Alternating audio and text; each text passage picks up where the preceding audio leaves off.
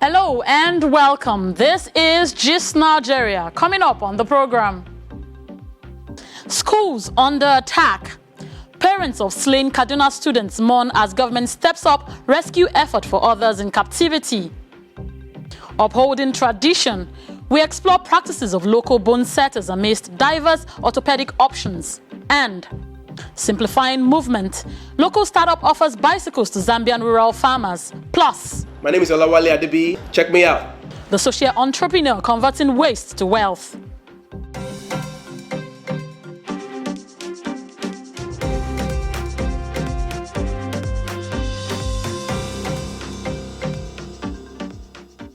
Welcome to Gist Nigeria from the BBC and Channels TV, where we bring you stories making the rounds on social media.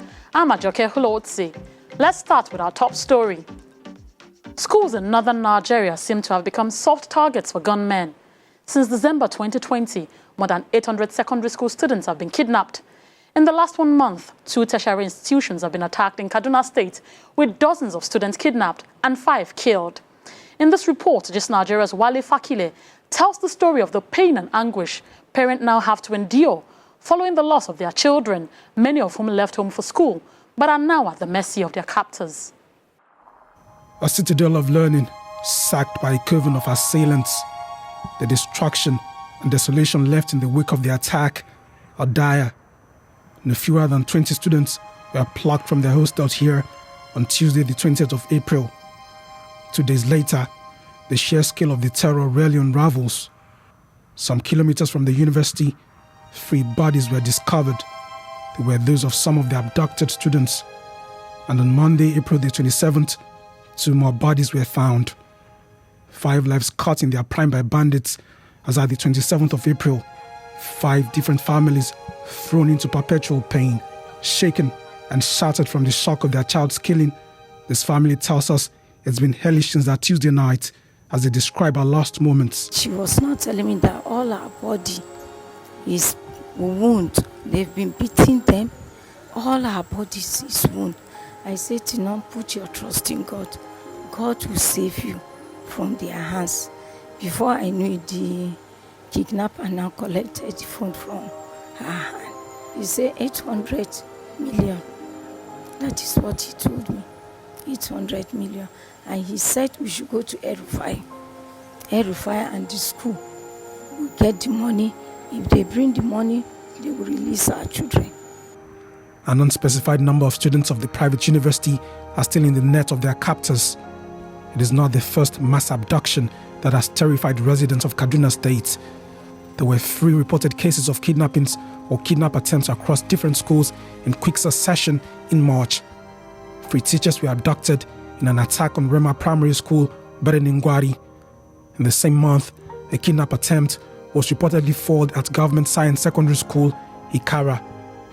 And no fewer than 30 students were abducted by bandits from the Federal Government College of Forestry and Mechanization, Afaka. Many of the students are still in captivity. Friday, Sani is still traumatized by that incident. 2 of his daughters were taken away in the abduction. 1 month and 3 weeks, the children are still in the captivity. Then, if it is you, will you be courageous enough to bring your children back? Will you be courageous enough to send your children to come to forestry and school, no matter the number of security on ground there? The uncertainty is that we don't know the condition at which they are going to come back. Are they going to come back alive? Are they going to call us to come and carry their corpses? Are they going to come out sick? Government and security forces have largely been unable to stop these attacks as they struggle to contain worsening violence and criminality. Kidnapping for ransom and attacks on soft targets in Kaduna have continued almost unabated. The security in Kaduna is zero. Even inside Kaduna town, these people used to come and kidnap people. Talk less of Zaria, Chukul local government, Igabi local government, everywhere. The killing of students in Kaduna State especially, it's not funny at all. And I think it's high time for the government to stand up to their feet. The Kaduna State Police Command, however, says the force is not overwhelmed. The Kaduna State Police Command has been doing its best, and we are still on it. we have 45 other schools, especially the vulnerable schools, the schools I would feel are located in outskirts of town. Security have been upgraded in those places. All we want from the general public is to assist the police. The security agencies alone cannot do it. We need a robust support from the general public in terms of information sharing, information gathering, information sharing. Armed gangs and bandits have repeatedly attacked northwest Nigerian secondary schools and tertiary institutions in recent months, abducting hundreds of students. At the heart of the problem is said to be a brutal competition for scarce resources between herders and farmers. This Islamic cleric says some of the herders took to banditry and kidnapping because they were marginalized. He has asked authorities to dialogue with them, but these latest killings have certainly escalated the violence. They are under pressure, and what I'm saying, since initially they show their willingness to put down their arms, negotiate on their grievances, and that we should listen to them, we should not push them. And the worst is coming if still what we are advising is not coming, because now if they merged with the terrorist group, we can see what they can do. For the Kaduna state government, negotiating with bandits was and would never be on the table. Governor Nasir El-Rufai is one of the strong voices in support of military action against the assailants. But with the accelerated violence and the problem seeming unending, where does the state go from here? There's no justification. There's nothing on the table. It is pure criminality. It is purely criminality. There's nothing on the table. When you negotiate, you are appeasing criminals. Possibility is very high. Some other groups will come to say that you also have to settle with us. This former DSS operative says the reasons for the seeming ease with which the bandits carry out their attacks are not far-fetched.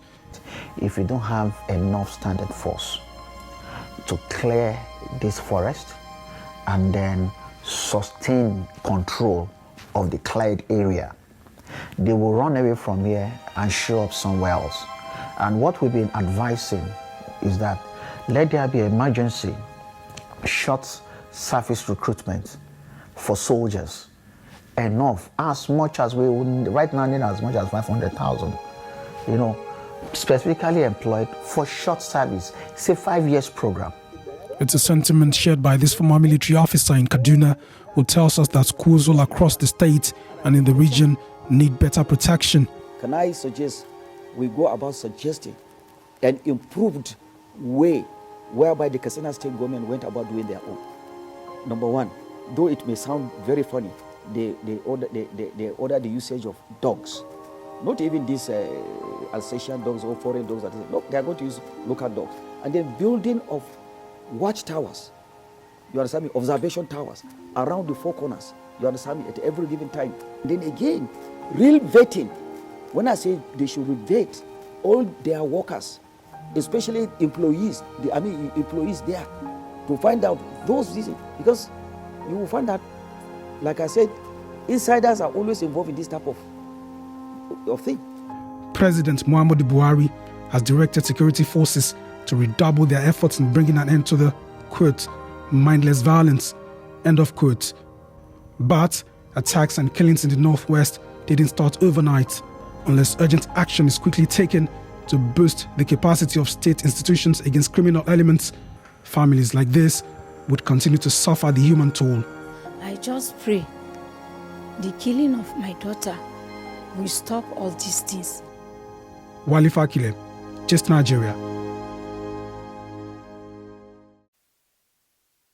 Indeed, government must continue to do more to protect lives and property. So, what do you make of rising incidents of insecurity in the country? Share your thoughts with us on our Twitter handle at Just Nigeria TV. We'll be glad to read from you.